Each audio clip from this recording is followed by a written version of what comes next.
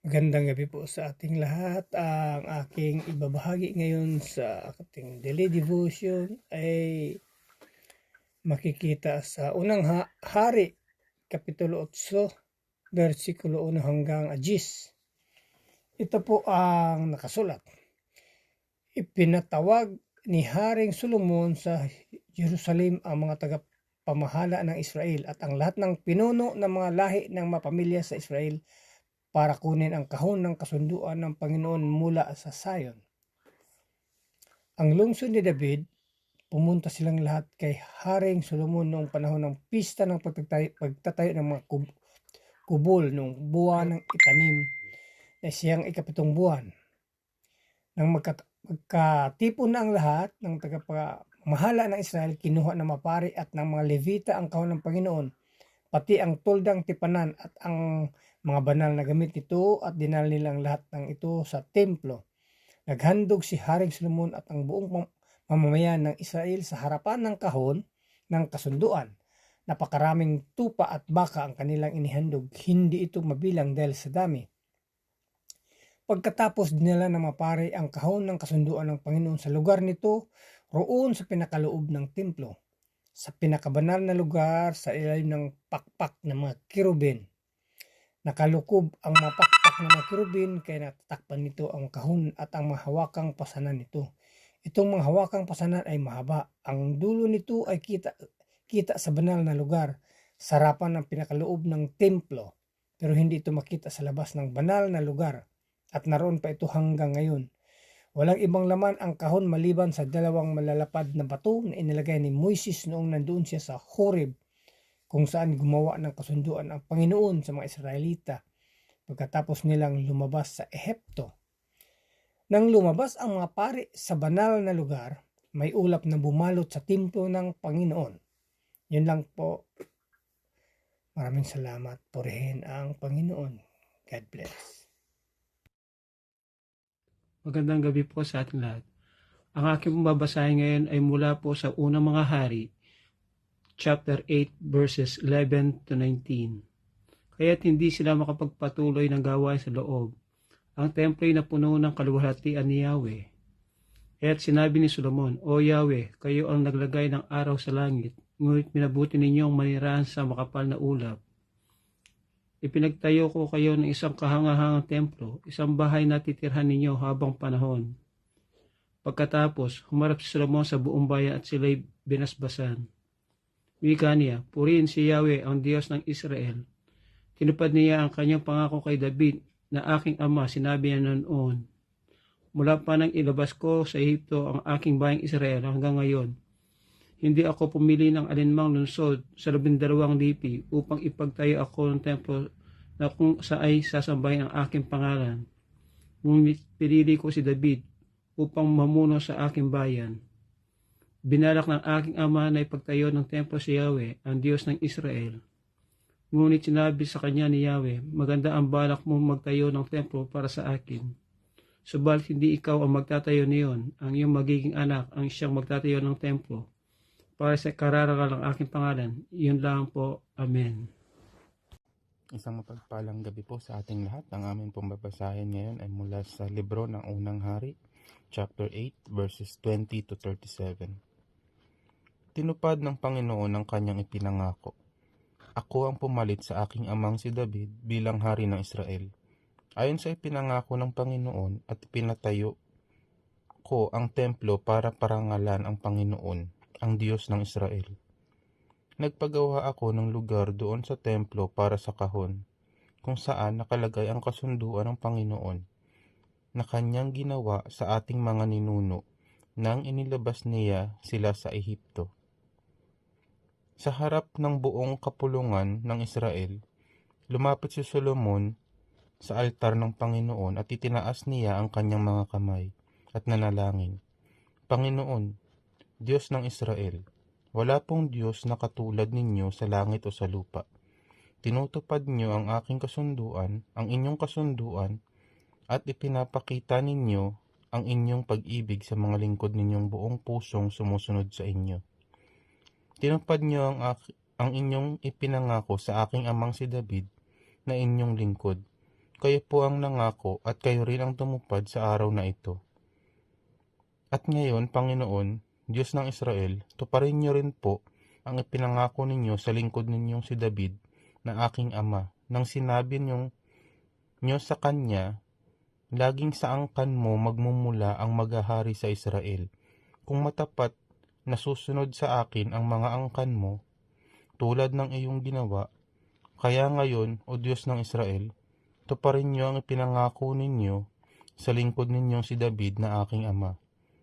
Pero makakapanahan po ba talaga kayo, O Diyos, dito sa mundo, ni hindi nga po kayo magkasya kahit sa pinakamataas na langit, dito pa kaya sa templo na ipinatayo ko? Ngunit pakinggan ninyo ako na inyong lingkod sa aking pananalangin at pagsusumamo, O Panginoon na aking Diyos. Pakinggan niyo ang panawagan at pananalangin ko sa inyong presensya ngayon. Ingatan niyo po sana ang templong ito araw at gabi, ang lugar na sinabi niyong dito pararangalan ang pangalan niyo. Pakinggan niyo po sana ang inyong lingkod sa aking pananalangin na nakaharap sa lugar na ito. Pakinggan niyo po ang kahilingan ko at ng mga mamamayan niyo kapag sila'y nananalangin na nakaharap sa lugar na ito. Pakinggan niyo kami riyan sa inyong luklukan sa langit. At kung marinig niyo kami, patawarin niyo po kami.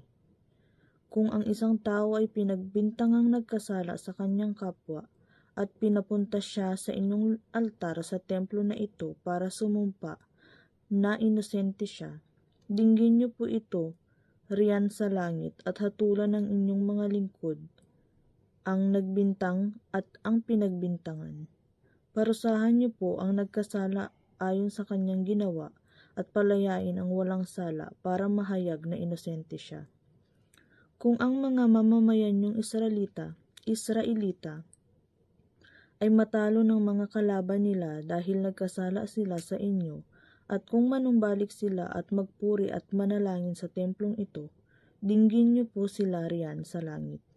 Patawarin niyo sila sa kanilang kasalanan at dalhin niyo sila sa pagbalik sa lupang ibinigay ninyo sa kanilang mga ninuno. Kung hindi niyo pauulanin dahil nagkasala ang inyong mga mamamayan sa inyo, at kung manalangin po silang nakaharap sa templong ito at magpuri sa inyo, at magsisi sa kanilang mga kasalanan dahil pinarusahan niyo sila, dinggin niyo po sila riyan sa langit. Patawarin niyo po sila na inyong mga lingkod. Ang inyong mga mamamayang Israelita, turuan niyo po sila ng matuwid na pamumuhay, at padalhan ng ulan ng ang lupain na inyong ibinigay sa kanila bilang pag-aari. Kung may dumating pong tagutom sa lupain ng inyong mga mamamayan, o salot, o malanta ang mga tanim, o peste sa mga tanim gaya ng mga balang at mga uod, o palibutan ng mga kalaban ang alinman sa kanilang mga lungsod, o sumapit man sa kanila ang kahit anong karamdaman. Amen. Amen. God bless po.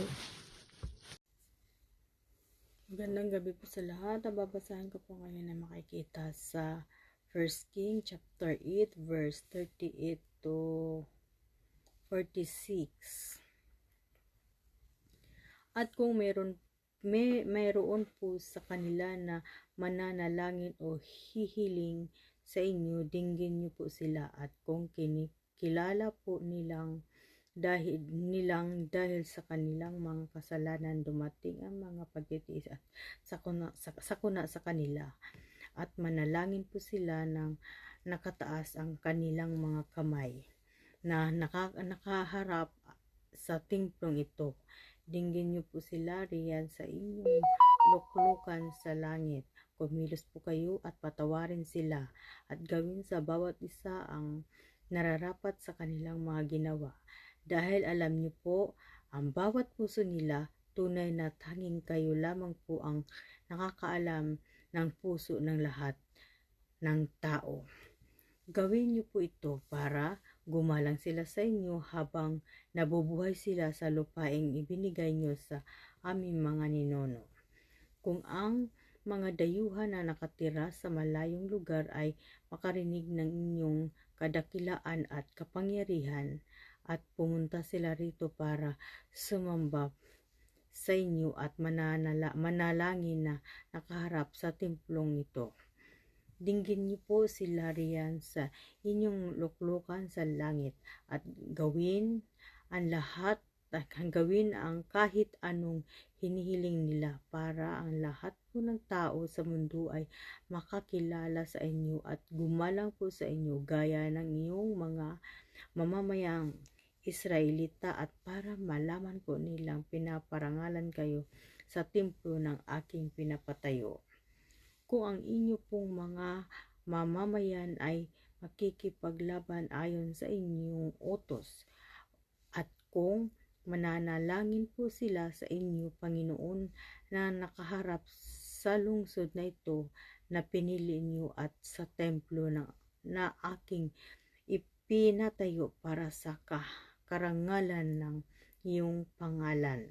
Dinggin niyo po ang kanilang mga dalangin at mga kahilingan diyan sa langit at bigyan sila ng tagumpay. Kung magkasala sila sa inyo dahil wala kahit isa man na hindi nagkakasala at sa inyong galit ay ipinatalo niyo sila sa kanilang mga kalaban at binihag sa sariling lupain at dinala sila sa malayo o sa malapit na lugar. Yun lang po rin ang Diyos. God bless. Hi! Ang akin pong Bible verse for today is from 1 Kings chapter 8 verses 47 to 56. Yan. Verse 47. Kung sa lupaing pinagdalhan sa kanila ay makilala nila ang kanilang kamalian at tanggapin nilang sila nga'y naging masama at nagkasala sa inyo, sa sandaling sila ay magsisi at magbalik loob sa inyo, at mula dooy humarap sila sa lupaing kaloob sa kanilang mga ninuno. Sa lungsod na ito na inyong pinili, sa templong ito na ipinatayo ko sa inyong pangalan. Pakinggan ninyo sila mula sa tahanan ninyo sa langit at ipaglaban po ninyo sila. Patawarin ninyo ang inyong bayan sa kanilang pagkakasala sa inyo. Loobin ninyong kahabagan sila ng mga kaaway na bumihag sa kanila, sapagkat ito ang bayang inyong pinili, ang inilabas mula sa Ehipto, ang lupaing tulad sa nagliliyab na hurno. Verse 52. Lagi ninyong lingapin ang bayang Israel. Lagi ninyong pakinggan ang kanilang panawagan. Kayo at wala ng iba pa ang pumili sa kanila mula sa lahat ng mga bansa sa buong mundo upang sila'y maging inyo. Ito, Panginoong Yahweh, ang sinabi ninyo sa pamamagitan ni Moises nang hanguin ninyo sa Ehipto ang aming mga ninuno. Pagbabasbas sa bayan. Verse 54. Nakaluhod si Solomon sa harap ng altar ni Yahweh at nakataas ang mga kamay samantalang nananalangin. Nang matapos ang kanyang panawagan kay Yahweh, tumayo siya at sa malakas na tinig ay binasbasan ang buong Israel na nagkakatipon doon. Purihin si Yahweh, tinupad niyang lahat ang kanyang mga pangako at binigyan ng kapayapaan ang bayan niyang Israel. Sa lahat niyang mga pangako kay Moises, wala isa mang nasira. Amen. Ang mabuting balita ng ating Panginoon. Dito sa verse ko, binabanggit dito na yung panalangin ni King Solomon kay Yahweh, no, para naman to sa mga nagkasala sa kanya. Sinasabi niya na patawarin sila, 'di ba? At tanggapin pang muli, bigyan ng yung mga panahon na nagsisisi na sila at inaamin nila na sila ay nagkamali. Pinapanalangin niya na nawa ay dinggin ang panalangin ng mga ito, no. Yun, at ayun, patawarin nga daw, 'di ba? Patawarin ninyo ang inyong bayan sa kanilang pagkakasala sa inyo. Sabi sa bandang huli na lingapin at patawarin yung mga bayang Israel na mismong si Yahweh ang pumili sa kanila, no, na kanyang bayan. At sinasabi dito yung sa pagbabasbas ni Solomon, bago niya iyon ginawa, nanalangin siya. Dito sa verse 54, sinasabi na nakaluhod si King Solomon at nakataas ang mga kamay samantalang nananalangin, So, pagkatapos nun, tsaka niya binasbasan ang bayan ng Israel, buong Israel na nagkakatipon doon. Purihin si Yahweh at tinupad niyang lahat ang kanyang mga pangako at binigyan ng kapayapaan ang bayan niyang Israel. Sa lahat niyang mga pangako kay Moises, wala isa mang nasira. Ibig sabihin, dinidescribe niya dito ang ating Diyos na isang faithful God na tumutupad sa lahat ng kanyang mga pangako. Wala daw ni isa na hindi tinupad si Yahweh. Amen, Yan ang isa sa mga katangian na meron ang ating Panginoon. Yun lamang po. God bless us. To God be the glory. So muli po, isang mapagpalang araw muli sa ating lahat. Isa pong katagumpayan, Sa araw na ito, tayo po ay nakapagbasa muli ng ating Biblia sa 1 Kings chapter 8, At ibinigay po sa atin dito ng ating cell group leader ay ang 57 to 66. So, sabi po dito, sumaatin nawang lagi si Yahweh, ang ating Diyos, gaya ng ginawa niya sa ating mga ninuno. Huwag naman niya tayong pabayaan o takwil kailanman. Tulungan naman niya tayong maging tapat sa Kanya upang mamuhay ayon sa Kanyang kalooban at sundin ang Kanyang mga batas. Tuntunin at hatol gaya ng pinag-uutos niya sa ating mga ninuno. Manatili nawa araw-gabi sa harapan ni Yahweh itong aking panalangin upang bawat araw ay pagkalooban niya ng katarungan ang Kanyang alipin at ang Kanyang bayang Israel ayon sa hinihingi ng pagkakataon. Sa gayon malalaman ng lahat ng tao sa balat ng lupa na si Yahweh ay Diyos, at liban sa Kanya ay wala ng iba. Manatili nga kayong tapat kay Yahweh na ating Diyos, sundin ninyo ang Kanyang mga utos tulad ng ginagawa ninyo ngayon. Sa pagtitipong ito nag-alay si Solomon at ang buong Israel na napakaraming handog. Nagpapatay sila ng 22,000 baka at 120,000 tupa bilang handog na pagsasaluhan. Sa gayong paraan, ginawa ni Solomon at ng buong Israel ang pagtatalaga ng templo ni Yahweh. Nang araw ding iyon, itinalaga ni Solomon ang bulwagan sa harap ng templo. Doon niya inihain ang handog na susunugin at ang mga handog na pagkain butil at ang mga taba ng handog na pagsasaluhan, sapagkat ang altar na tanso sa harapan ng templo ay napakaliit para sa ganoon karaming handog. Kaya nga't ng araw ng taong iyon natipon sa Jerusalem ang buong Israel mula sa pasong Hamat hanggang sa batis ng Ehipto. Sa pamumuno ni Solomon, ipinagdiwang nila ang pista ng mga tolda sa loob ng 7 araw. Sa 8 araw, pinauwi na ni Solomon ang mga mamayan. Masaya silang umuwi at binasbasan ang hari. Binasbasan ang hari dahil sa pagpapalang ipinagkaloob ni Yahweh kay David na kanyang lingkod at sa kanyang bayang Israel, So, purihin po yung Panginoon, Talaga napakahaba po pala, yung 1 King chapter 8. So, dito makikita po natin dito sa talatang ito, na yung templo ay itinalaga ni Haring Solomon at nagpahayag siya ng kanyang panalangin, Hiningi po ni Solomon doon sa kanyang panalangin na huwag iwan ng Diyos ang Israel tulad ng kanyang paggabay sa kanilang mga ninuno. So, ipinalangin din ni Solomon na ituro ng Diyos sa kanila yung tamang landas upang sila ay mamuhay na matuwid, sumusunod sa kanyang mga kautusan.